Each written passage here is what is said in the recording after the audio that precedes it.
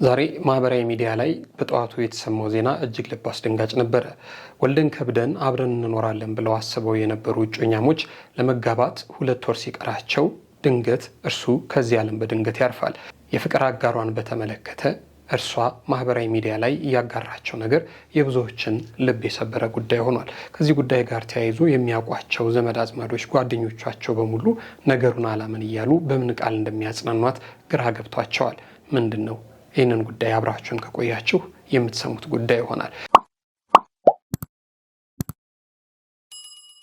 የምንጠቀመው ነገር ምን ያህል ውድ እንደሆነ የሚገባን ስናጣው ነው። አሁን እኔ ገጥሞኝ ሳየው ጠንካራ ነች ያልኩበት ሌቭል በጣም ዝቅተኛ ነው። ከዛ በላይ ጠንካራ ነች እና እግዚአብሔር ፈጽሞ ይማራችሁ። ኢቢኤስ ላይ ከመዝናኛ መሰናዶዎች አንዱ እንደሆነና በጣም ብዙዎች የሚወዱት የ2030 መሰናዶ ነው። የ2030 መሰናዶ የሚያቀርበው ጌታሁን አሰፋ ታዲያ ማህበራዊ ሚዲያ ላይ በመተንፈሻ ታግዞ እየተነፈሰ ያስተላለፈው መልእክት ነበረ። ይሄ ታዲያ መልእክት በጣም ብዙዎችን ያስደነገጠ ጉዳይ ሆኗል። ምንድን ነበር የተፈጠረው የሚለውን ነገር በዝርዝር የምናሳያቸው ጉዳይ ይሆናል። አብራችሁን ከቆያችሁ የምትከታተሉት ጉዳይ ነው። እንኳን ደስ ያለህ ሰውን የሚያግዝ እወዳለሁ ከልቤ። አህመድ ተሾመ ድንቢ እንኳን ደስ ያለህ። ሌላው እንግዲህ በጣም ብዙዎቻችን ድምጹን የምንወድለትና የልጅነት ጨዋታችንን ወደ ዘፈን ቀይሮ ወደ ትልቅ ትዝታ ውስጥ ከቶን ረጅም ጊዜ ከልባችን እንዳይወጣ ያደረገው አህመድ ተሾመ ድንቢ፣ ያው ታውቃላችሁ ድንቢ ለድንቢን ዘፈን አድርጎታል። እንግዲህ ታዲያ አህመድ ተሾመ ድንቢ እጅግ በጣም እልህ አስጨራሽ ከሆነ የአልበም ስራ በኋላ ምናልባትም ከ13 ዓመታት ትዕግስትና ትጋት ልፋት በኋላ አልበሙን ወደ ህዝብ ይዞ ሊመጣ መሆኑ ተሰምቷል። ታዲያ ይህንን ማስተሩን ያስመረቀበትን ፕሮግራም በተመለከተ ወዳጆቹ፣ ጓደኞቹ፣ የስራ ባልደረቦቹ በሙሉ ያለበት ድረስ ሄደው አልበሙን መርቀውለታል። ይህንንም ደግሞ በተመለከተ ሀሳብ አስተያየቶቻቸውን ሰጥተዋል። አልበሙ መቼ ይወጣል ምን አሉ የሚለውንም ጉዳይ አብራችሁን ከቆያችሁ የምትመለከቱት ጉዳይ ይሆናል።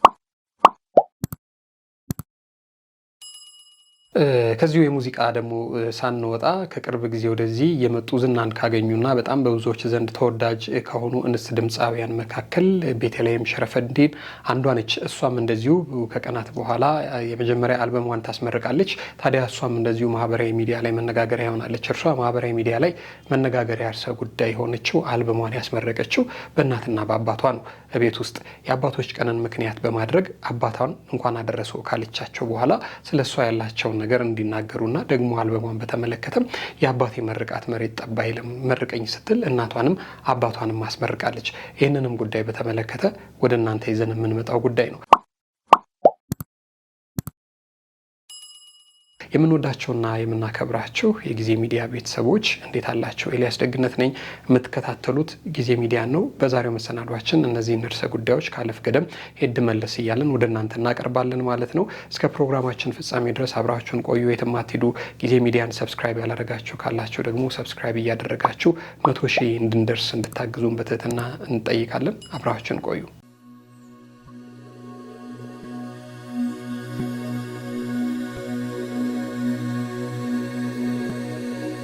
ተመልሰናል። ወደ ጊዜ ሚዲያ ቤተሰቦች እንግዲህ ቀዳሚ ያደረግንላችሁ እዚህ ምስሉ ላይ የምትመለከቷቸው ጥንዶች በህይወት መካከል እንግዲህ አንድ ቀን ትዳር መስርተን እንጋባለን ሲሉ የገጠማቸው ነገር እጅግ በጣም የሚያሳዝን ሆኗል። በተለይ ደግሞ ለቤተሰብ እንደዚህ ያለው ነገር በጣም መሪር ሐዘን ነው። ግን ምንድነው የተፈጠረው ነገር? እስኪ እሱን እንገራችሁ ብለን ነው። ከ2 ወር በኋላ ሙሽራ ለመሆን የነበረው ወጣት በድንገት ማረፉ መሰማቱ ብዙዎችን አስደንግጧል።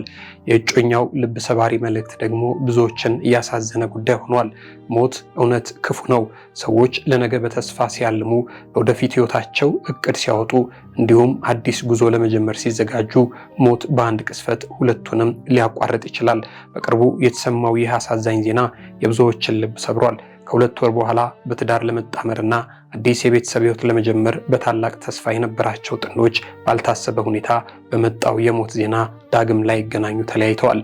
እጮኛዋን በሞት ያጣችው ወጣት በማህበራዊ ሚዲያ ያጋራችው መልእክት የብዙዎችን እንባ አፍስሷል። በመልእክቷ ውስጥ ለሟቹ የነበራትን ፍቅር፣ ከእርሱ የተቀበለችውን ክብርና የነበራቸውን የወደፊት ህልምም በሀዘን ገልጻለች።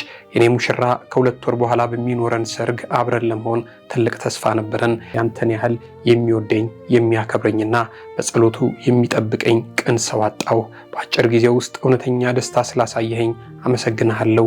በሰላም ረፍ የኔ መልካም ሰው፣ ሁሌም በልቤና በጸሎቴ ትኖራለህ ስትል ወደ ማህበራዊ ሚዲያ ብቅ ብላ የተሰማትን ሀዘን ገለጸች። ከዚህ ሀዘን ጋር ተያይዞ ብዙዎች በብዙ መልኩ ደነገጡ፣ ለሷም አዘኑላት። ይህ ልብ ሰባሪ መልእክት እንደተለጠፈ ብዙዎች ወዳጆቻቸውና የቅርብ ሰዎቻቸው በጥልቅ ሀዘን ውስጥ ገብተዋል። ኑረን ከርመን ሰርጋቸውን እንበላለን፣ ወልደው ከብደው እናያቸዋለን ብለው ሲጠብቁ የነበሩ ቤተሰቦችና ወዳጆች በድንገቱ ዜና በብዙ ተደናግጠዋል። ብዙዎች ወጣቷን ለማጽናናት ሞክረዋል። ምክርና ድጋፍ እንዴት አድርገው እንደሚሰጧት ቃላት ቢያጡም በጸሎት በማበረታታት ከጎኗ እንደሚቆሙ ግን በብርቱ እየገለጹላት አሉ። ኤዱዬ ያለች አንድ ወዳጇ፣ ኤዱዬ የኔ ጠንካራ እህት ፈጣሪ ያጽናሽ፣ እግዚአብሔር የልብሽን ሀዘን ያቅልልልሽ። አቢ ወንድማችን ከኛ መለየትህ እጅግ ከባድ ቢሆንም እግዚአብሔር ከኛ በላይ ስለወደደህ ወደ ቤቱ ጠርተዋልና ነፍስህ በገነት ትኑርልኝ ስትል ወዳጇ የልብ ሀዘኗን ተጋርታታለች። ሌሎች ደግሞ በራሳቸው ያሳለፉትን ተመሳሳይ ሀዘን በማስታወስ ወጣቷን እንድትበራታም አሳስበዋታል። አውቃለሁ ህመሙ ምን ያህል እንደሚያም አውቃለሁ። እኔም ይህንን ሀዘን አሳልፌያለሁ። ቢከብድሽም ጠንክሪ፣ እኛ ወደ እነሱ እንሄዳለን እንጂ እነሱ ወደ እኛ አይመጡም። እመቤቴ ጠንካራ ታድርግሽ ስትል አንድ ወዳጇ ሀዘኗን ልትጋራ ትችላለች። ይህ አሳዛኝ ገጠመኝ የህይወት አለመተማመንና የሰው ልጅ እቅድ በአንድ ቅስበት ሊቀየር እንደሚችል በብዙ መልኩ ያመላክተ ነበር። ይህ ህመም ለእጮኛዋ ለኤደን መለስም ብቻ ሳይሆን ለሁለቱ እጮኞች ቤተሰቦችም ጭምር ትልቅና መቼም የማይረሳ ሀዘን ነው። በተለይ ለሟች ቤተሰቦች ከዛሬ ነገ ሰርጉ ደረሰ በሉ፣ የሚቀነጠሰውንም ቀንጥሱ፣ የሚደለዘውንም ደልዙ፣ የሚጣለውም ጠጅ ይጣል፣ ጥንስሱ የሚጀመር የሚሉ የድግስ ወሬዎች ከአፍ ሳይጠፉ እንዲህ ያለው መራር ሀዘን ገጥሟቸው ኑሮ ደግሞ በዚያ አንደበታቸው በሉ የንፍሮ እህል ግዙ መባሉ በብዙ መልኩ አስደንጋጭም አሳዛኝም ጉዳይ ነው። ለሟች ነፍስ እግዚአብሔር ረፍትን ይሰጥ ዘንድ ለእጮኛዋ ለቤተሰቦቿና ደግሞ ለወዳጆችና ለቤተሰቦች በሙሉ ብርታትን ያድል ዘንድ ምኞታችን ነው። እንግዲህ ለሟች ቤተሰቦች መጽናናትን እንመኛለን። ፈጣሪ ደግሞ የዚህንም ወጣት ነፍስ በቀኝ እንዲያኖር ምኞታችን ነው። ወደ ሌላኛው ጉዳያችን እንመለስ። ኢቢኤስ ካሏቸው መዝናኛዎች መካከል 2030 አንዱ ነው። ታዲያ የ2030 አዘጋጅ የሆነው ጌታሁን አሰፋ ከሰሞኑ በመተንፈሻ መሳሪያ ታግዞ እየተነፈሰ ያስተላለፈው መልእክት አለ። ይህ መልእክት በጣም ብዙዎችን አስደንግጦ ነበረ። ታሙ የመሰላቸው አሉ። ከዛ በኋላ ግን በጣም ብዙዎችን እንዳስደነገጠ ከገባው በኋላ ግን መለስ ብሎ አረ ጉዳዩ እንደዚህ አይደለም፣ እናንተ የምታስቡት አይደለም ብሎ መልእክት አስተላልፏል። ዛሬ ማለት ነው። ነገርየው ግን ምንድነው? እስቲ መጀመሪያ ምንድን ነበር የገጠመው? ይህንን ነገር በየቀኑ መጠቀም ግዴታ የሆነባችሁ ወገኖቼ እግዚአብሔር ፈጽሞ ይማራችሁ። በእውነት የምንጠቀመው ነገር ምን ያህል ውድ እንደሆነ የሚገባል ስናጣው ነው። እና እኔ ከዚህ በፊት ሀና የምትባል ወጣት በኦክሲጅን የምትጠቀም የማናገር እድል ገጥሞኝ ነበር እና በወቅቱ በጣም ተደንቄባት ነበር። ጠንካራ ነች ብዬ አሁን እኔ ገጥሞኝ ሳየው ጠንካራ ነች ያልኩበት ሌቭል በጣም ዝቅተኛ ነው። ከዛ በላይ ጠንካራ ነች እና እግዚአብሔር ፈጽሞ ይማራችሁ። አምኖሰኝ አካባቢው ሀገሩ መጥፎ ነው እያልኩ አይደለም። በዚህ ወይዘር ራሱ በጣም የሚገርም እድገት ነው ያለው ቲቤት። ነገር ግን ከስትንፋስ በላይ ምን አለ? እንግዲህ ይህንን ፕሮግራም ከሰራ በኋላ በጣም ብዙዎች ተደናግጠው ነበረ። በጣም አድናቂዎቹ፣ ዘመዶቹ፣ ይህንን ጉዳይ ያልሰሙ ሰዎች እንዲህ ምን ገጥሞት ነው ብለው በጣም ድንጋጤ ውስጥ ገብተው ነበረ። እኛም መጀመሪያ ጊዜ ስናየው በጣም ትልቅ ድንጋጤ ፈጥሮብን ነበር። ከዛ በኋላ ነው ነገሩን በተመለከተ ወጥቶ ወደ ማህበራዊ ሚዲያ በዝርዝር ጉዳዩን ያብራራው ማለት ነው። በእርግጥ እሱ እዚህ ላይ እንደሚናገረው ምንም አይነት የጤና እክል ገጥሞት አይደለም። ነገር ግን ከሀገር ውጭ ነው ያለውና ወደ ቲቤት አካባቢ ስለነበረ ያለው የአየር ሁኔታ እጅግ በጣም አስቸጋሪ ለመተንፈስ ለመተንፈስ እጅግ በጣም አስቸጋሪ ስለሆነ በመተንፈሻ መሳሪያ እየታገዘ ሲተነፍስ ነበር። ካዲያ ቲቤትን ደግሞ ለቆ አሁን ሌላ ከተማ ደግሞ ሲሄድና ፌስቡክ ሁላ ማህበራዊ ሚዲያ ላይ የተጻፈውን ነገር ደግሞ ሲያይ በጣም በብዙ ድንጋጤ ሁኔታውን በተመለከተ ማብራሪያ ሰጥቷል። ምንድነው ያለው? እሱንም እናስመልክታለን። የኔ ወገኖች፣ የአገሬ ልጆች፣ ኢትዮጵያውያን፣ ኤርትራውያን በእውነት ለተጨነቃችሁልኝ በሙሉ ቃል የለኝም። በጣም ነው ማመሰግናችሁ። አሁን ገና መውረዴ ነው። ለ21 ሰዓት ያህል ባቡር ላይ ነበርኩኝ። ከቲቤት ወደ ቤጂንግ እየተመለስኩ ነውና አሁን ያየሁት ሁሉንም የተባለውንም እንደዚህ በቃ እንደሚጋንን አላሰብኩም ነበር። ምክንያቱም ከመጀመሪያው ጀምሮ እየፖስተትኩ ስለነበረ ታምሜ ሳይሆን ወይዘሮ ያመጣብኝ ነገር እንደሆነ ትረዱታላችሁ ብዬ ነበር ብዙ ያላብራራሁት። ግን አስጨንቂያቸዋለሁ። በእውነት በጣም እግዚአብሔር ያክብራችሁ። ቲቤትም ቢሆን ከነ ወይዘሮ ጥሩ ጊዜ ነው ያሳለፍኩት። እንግዲህ አንዳንድ ቪዲዮዎች ስላሉ ታዩታላችሁ። በጣም ነው ማመሰግነው። እግዚአብሔር ያክብርልኝ። ለኔ በተጨነቃችሁት መጠን፣ እኔን በወደዳችሁት መጠን ሰው ሁሉ ይወደዳችሁ፣ ሰው ሁሉ ይጨነቅላችሁ፣ ክፉ አይንካችሁ። እንግዲህ ያለው ነገር ይሄ ነው ማለት ነውና መጀመሪያ ግን በጣም ብዙ ድንጋጤ ፈጥሮ ነበረ። እውነታው ግን ይሄ ነው። እንግዲህ አንዳንድ ሰዎች ምንድነው የተፈጠረው እያሉ በጣም ትልቅ ውዝግብ ውስጥ ገብተው ስለነበረ ከዛ አንጻር ነው። አሁን ያለበት ሁኔታ በጣም ጥሩ ነውና እሱም እንዳስተላለፈው ግን አንዳንድ ጊዜ ያለንን ነገር እስካላጣ ነው ድረስ ዋጋው አይታወቀንም እና አሁን እንደ ቀልድ እንደዚህ የምንተነፍሰው እንደዚህ የምንገባ የምንወጣውን ነገር ከቆብ ሳንቆጥረው ከሀብት ሳንቆጥረው በጣም ብዙ የምናማረር ሰዎች አለን። እሱ እንኳን ጤነኛ ሆኖ ሀገር ቀይሮ የአየሩ ጸባይ ተቀይሮበት መተንፈስ አቅቶት ለአንድ ለሁለት ቀን እንደዚህ የሆነበትን ሁኔታ አይቶ ከዚህ ቀደም ፕሮግራሙ ላይ አቅርቧት የነበረችው በመተንፈሻ መሳሪያ ትታገዝ የነበረችውን አንዲት እንስትን እንዲሁ በቀላሉ በጣም ጎበዝ ነሽ ብሎ ማለቱ ቀላል አቅሎት ነገሩን አቅሎት እንዳለውና ከዛ በላይ እንደሆነ ነገሩ ነው የገለጸውና ይሄ ለብዙዎቻችን ትምህርት የሚሆን ነገር ነው። ወደ ሌላኛው መረጃችን ስንሻገር የልጅነት መዝሙሮቻችንን ዘፈን በማድረግ ወደ ልጅነት ሁሌ የሚመልሰን ባየነው በሰማነው ቁጥር ልጅነታችንን እንድናስታውስ የሚያደርገን ድንቢ ለድንቢን ተጫውቶ በውብ ድምፁ ደግሞ ስለ ናዝሬትም ደግሞ በመዝፈን ደግሞ ናዝሬትን ደግሞ በጣም ብዙዎቻችን እንድናፍቃት ያደረገን አህመድ ተሾመ ድንቢ ከ10 ምናምን ዓመታት ልፋትና ትጋት በኋላ እንግዲህ አልበሙን ሊያስመርቅ መሆኑ ተሰምቷል። ጊዜ አይሄድም የተሰኘ አልበሙን ሐምሌ 10 ቀን ሊያስመርቅ መሆኑ ሰምተናል። እዚህ ላይ የምትመለከቱት ማለት ነው። ይሄ የአልበሙ መጠሪያ ነው። ታዲያ ማስተሩን በተቀበለበት ጊዜ ወዳጆቹን ሰብሰብ አድርጎ ማስተሩን አስመርቋል። ምን ይመስል ነበረ የምርቃት ስነ ስርዓቱ? እንግዲህ ቤት ውስጥ ነው ያደረገው፣ ግን ደግሞ የተሰማቸውን ሀሳብ አስተያየት ወዳጆቹ ከልባቸው ነው ገልጸውለታል። እሱን እንድንመለከት ብለን ነው። እንመልከተው እስቲ። ሰውን የሚያግዝ እወድሃለሁ ከልቤ። አህመድ ተሾመ ድንቢ እንኳን ደስ ያለህ አይደለም የምለው፣ ከዛም ያልፋል።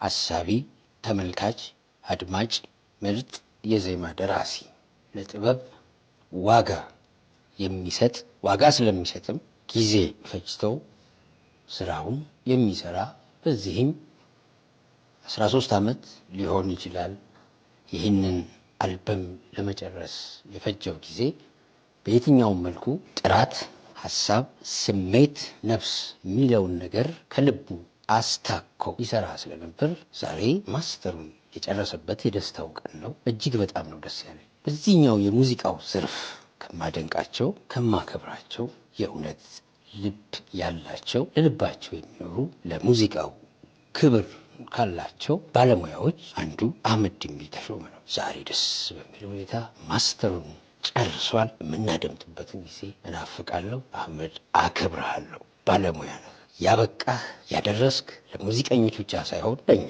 አሻገር ላለን ጸሐፊዎች ጭምር ሐሳቦችንም በመስጠት ለሀገር ጥበባችን ስራችን ምን መሆን አለበት የሚለው ስሜት የሚያሳስብህ ብዙ መተጋገዝ መተባበር አስፈላጊ ነው ብለህ ህብረትን የምታምን በጋራ መስራትን የምታምን ተሻጋሪ በእርግጥም የምትሻገር እጅግ የከበርክ ባለሙያ ስለሆንክ በጣም በጣም ደስታዬ ልልህ እፈልጋለሁ። ከልብ አመሰግናለሁ። በጣም ነው የምወድህ። እግዚአብሔር ጨምርበት። ደስ ብሎኛል በጣም።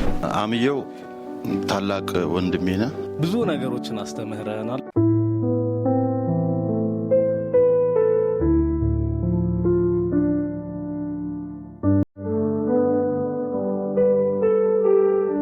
እዚህ የተገኛችሁ የአህመድ ተሾመ ቅጽል በሚታወቅበት ስሙ ጊምቢ ለበርካታ አመታት ፕሮባብሊ 13 14 አመታት አልበም ሳያወጣ ቆይቶ ከብዙ ልፋትና ድካም በኋላ አሁን የአልበሙን ስራ አጠናቆ ማስተሩን በእጁ ስለተቀበለ እኛ ወዳጆቹ ጓደኞቹ እዚህ የተሰበሰባችሁ ትልልቅ ድምፃውያን አላችሁ፣ ገጣሚያን አላችሁ፣ የሙዚቃ ባለሙያዎች አላችሁ፣ እባካችሁ እንኳን ደስ አለ በሉት።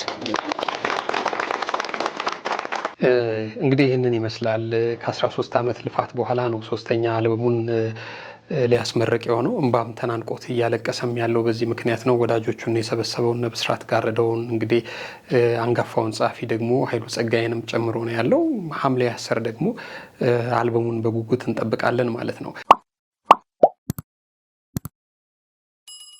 ከዚሁ የአልበም ምርቃት ሳንወጣ ከቅርብ ጊዜ ወደዚህ ወደ ኪነ ጥበቡ ዓለም እየመጡ በጣም የተለየ ድምጽ ይዘው እየመጡ ካሉ እንስት ድምፃውያን መካከል አንደኛዋ የሆነችው ቤተልሔም ሸረፈዲን ነች። ቤተልሔም ሸረፈዲንም እንደዚሁ እንግዲህ በዚህ በያዝነው ሳምንት ሰኔ 19 ቀን ደስተኛ የተሰኘ የመጀመሪያ አልበሟን ለሕዝብ ታቀርባለች ማለት ነው። የእሷን ደግሞ ለየት የሚያደርገው አልበሟን ደግሞ ያስመረቀችው በእናትና በአባቷ ነው። የአባቶችን ቀን ምክንያት በማድረግ የአባቴ ምርቃት መሬት ጠብ አይልም ደግሞ አልበሜን ላስመርቅ ነውና እባክህ መርቀኝ ብላ አባቷንም እናቷንም ይዛ ተመርቃለች። ይህ ደግሞ በብዙ መልኩ መነጋገሪያ የሆነ የሚገኝ ጉዳይ ነው። ቆንጆ ነው ያደረገችው፣ ልክ ነው፣ ምርቃት የሚጀምረው ከቤት ነው የሚሉ በጣም ብዙ ሙገሳና ደግሞ ድጋፎችንም እያገኘች ትገኛለች። ግን ከአባቷ ጋር ከእናቷ ጋር የነበራት የምርቃት ስነስርዓት ምን ይመስላል የሚለውንም ደግሞ እሱንም ደግሞ እናስመልክታችሁ። እንኳን ለአባቶች ቀን በሰላም አደረሰ። አሜኑ ከነብሮ ደረሰን። የሚወድሽ ልጅ የኔ አባት አልበም ያው ከ4 ቀን በኋላ ይለቀቃልና በዛውም ልመረቅ፣ ከዛ ስራዬ፣ ህይወቴ፣ ሁሉ ነገር እንዲሰምርልኝ የአባቴ ምርቃት ምንም ጠብ አይልምና እሱን ልመረቅ ነው የመጣሁት እና መርቀኝ። በናፍቆት ስንጠብቅ ነበር። እኛ ብቻ ሳይሆን ኢትዮጵያ ህዝብ የሚወድሽ ሁሉ እየጠበቀ ነው። እንኳን ቀኑ ደረሰ። ኢትዮጵያ ህዝብ ጆሮ በመልካም ሁኔታ አገር ሰላም ሆኖ ተደማጭነት እንዲኖረው ሙዚቃ ደራሲዎችሽም በሙያቸው እንዲደሰቱ በህዝብ ዘንድ ተወዳጅነት እንዲያገኙና ስም ገናና እንዲሆኑ መልካም እመኛለሁ። ለእነሱ መልካም ያላገቡት አግብተው መልካም ፍሬ እንዲያፈሩ፣ ያገቡትም ደግሞ እግዚአብሔር መልካም ፍሬ እንዲሰጣቸው መልካም ምኞትን ይገልጻለሁ። አንቺ ግን ታይለንትሽ ብዙ ነው። በአካዳሚም፣ በሙዚቃ ሳይንስም፣ በፊልምም በልጅነትሽ የተመኘሽውን እግዚአብሔር ሰጥቶሻል። እስከ መጨረሻ ድረስ እግዚአብሔር እንጀራሽን ከፍ ያደርግልሽ። በርቺ። ስራ መጀመሪያ ነው እንጂ መጨረሻ ስላልሆነ በርቺ እላለሁ። ተቀማጭነት ነው። አሜን። አመሰግናለሁ። እና ሳበኛ ወዴት ነው የምትሄድ? አመሰግናለሁ። አመሰግናለሁ። ኑርልኝ፣ ክበርልኝ። ኑርልኝ ላንቺ። ወይዘሮ አለም ፀሐይ መታለች፣ ቆንጅዬዋ እናቴ። ምንም እንኳን የአባቶች ቀን ቢሆንም የእናቶችም ቀን ነው ዛሬ። ስለዚህ መርቂኝ አንቺም ስላልበሚ። እንግዲህ እግዚአብሔር አምላክ ክብርና ሞገስ ይስጥሽ። አልበሙ በህዝብ ዘንድ በኢትዮጵያ ህዝብ ዘንድ ተደማጭነት ያድርገው፣ ከፍ ያለ ያድርግልሽ። አሜን። ተባረኪ። አሜን። ለፕሮዲሰሮቼ ደግሞ የሆነ ነገር እነሱ በሰሩት ስራ የሚደሰቱበት የሚረኩበት እንኳን ሰራ ነው ብለው እግዚአብሔርን የሚያመሰግኑበት ያድርጋቸው። ይባረኩ፣ ይቀደሱ። እግዚአብሔር ይባርካቸው፣ እጃቸው ይባረክ። በእጅ አይደለም እንዴ ታዲያ? በጽሁፍ ከዛ በሙዚቃም አእምሯቸው ሁለመናቸው በቃ ይባረክ። እግዚአብሔር ይባረካቸው። በሰሩት ስራ የሚደሰቱ ያድርጋቸው። ክብርና ሞገስን ይስጣቸው። እድሜና ጤና ይስጣቸው። እናመሰግናለን። ለዚህ ቀን ስላደረሰን እግዚአብሔርን እናመሰግናለን። እግዚአብሔር ይክበር ይመስገን። አሜን። እድሜና ጤና ይስጥሽ። አሜን። ያሰብሽውን የተመኘሽውን የህፃንነትሽን ምኞት እግዚአብሔር አምላክ አይተሽ ለማመስገን ያውቃሽ ፈጣሪሽ። አሜን። አሜን። አመሰግናለሁ። እናንተ ያመሰግናለሁ። ተባረክ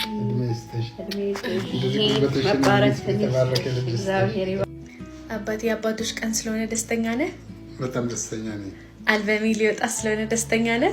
እጅግ በጣም ደስተኛ ነኝ። ደስ ይበል። ሁል ጊዜ በደስታ ኑርልኝ። እናቴ ደስተኛ ነሽ? አልበሜ ሊወጣ ስለሆነ ደስተኛ ነሽ? በጣም ደስተኛ ነኝ። በጣም አመሰግናለሁ። ደስ ይበልሽ የኔ እናት። አንቺም ሁሌ ደስ ይበልሽ።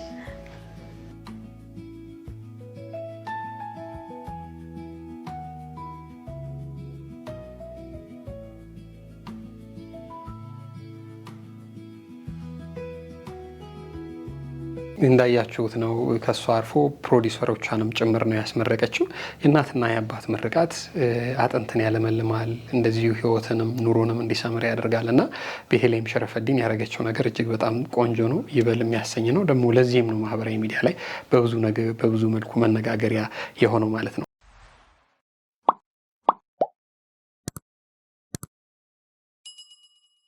የምንወዳቸውና የምናከብራቸው የጊዜ ሚዲያ ቤተሰቦች ለዛሬ የነበሩን መሰናዶዎች እነዚህን ይመስሉ ነበር። አብራችሁን ስለቆያቸው እጅግ በጣም ከልብ አድርገን ነው የምናመሰግነው። አሁንም ጊዜ ሚዲያን ሰብስክራይብ ያላረጋችሁ ካላችሁ ሼር፣ ላይክ፣ ሰብስክራይብ፣ ኮሜንት በማድረግ ቤተሰብ እንድታደርጉን ከወዲሁ በትህትና እንጠይቃለን። ክበሩልን። እናመሰግናለን።